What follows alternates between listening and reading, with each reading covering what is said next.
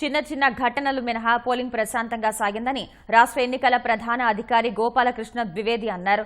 80% పైగా ఓటింగ్ నమోదు కావడం హర్షణీయమన్నారు. ఈవీఎంలో తలెత్తిన సాంకేతిక ఇబ్బందుల్ని వీలైనంత త్వరగా పరిష్కరించామని రాజకీయ పార్టీలు ఆరోపిస్తున్నట్లు 30% ఈవీఎంలు మొరాయించలేదని స్పష్టం చేశారు. పూర్తి స్థాయి సమాచారం వచ్చాకే రీపోలింగ్ పై నిర్ణయం తీసుకుంటామంటున్న ద్వివేదితో ఈటీవీ ప్రత్యేక ముఖాముఖి.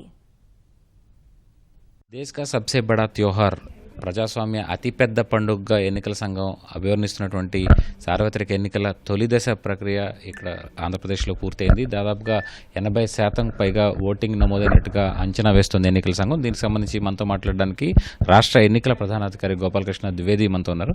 సార్, ఎంతవరకు ఓటింగ్ నమోదయ్యే అవకాశం ఉంది? పూర్తిగా ఓటింగ్ ప్రక్రియ పూర్తయిన తర్వాత ఇప్పుడు మాకు 6 గంటల వరకే సుమారుగా 76% ఓటింగ్ మరి నమోదైంది. నేను అనుకుంటున్నాను డెఫినెట్గా లాస్ట్ టైము 78% ఉండేది, ఈసారి 80 దాటిపోతుంది. చాలా ఎక్కువగా, అంటే దాదాపుగా 3,93,00,000 మంది ఓటర్లు నమోదు చేయించారు.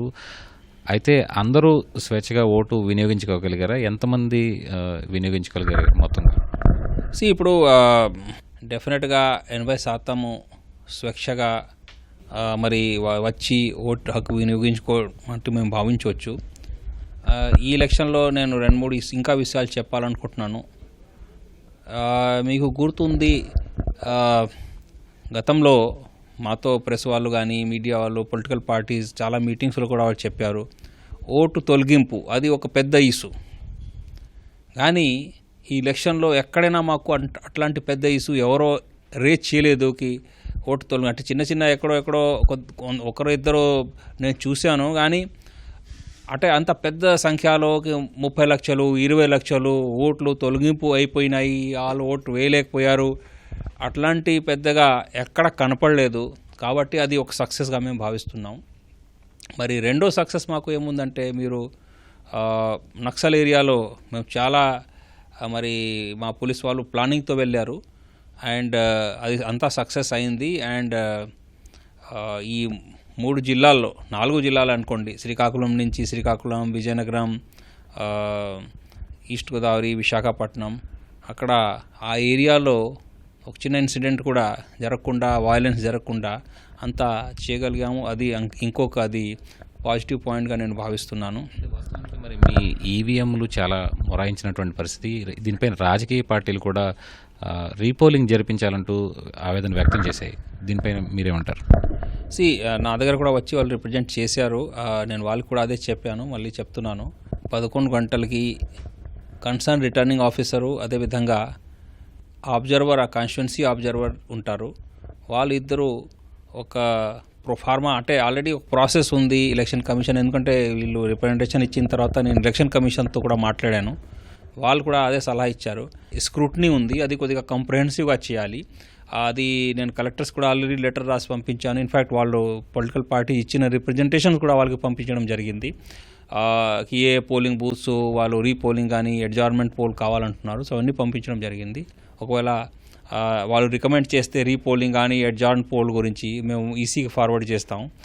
మరి అలాంటి ఏమైనా ఈ పోల్స్ ఉంటే దానికి డేటు, అది టైము అంతా ఈసీ వాళ్ళు మరి డిసైడ్ చేసి మాకు తెలియజేస్తారు. ఈవీఎంలు ధ్వంసం చేసిన ఘటనలో కానీ లేకపోతే పాడైపోయిన ఘటనలో కానీ రీపోలింగ్ జరిగే అవకాశం ఉందంటారా ఎన్నికల నిబంధనల ప్రకారం?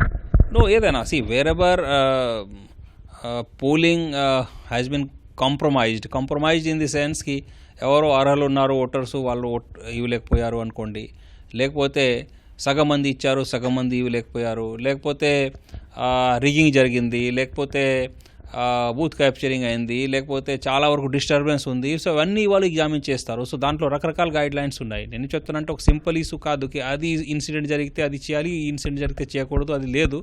కానీ అంతా కలిపి వాళ్ళు ఒకసారి ఎగ్జామిన్ చేసి ఎక్కడైనా free and fair poll impact అడ్వర్స్గా అయిపోయి ఉంది అనుకోండి, అక్కడ వాళ్ళు రికమెండ్ చేసుకోవచ్చు.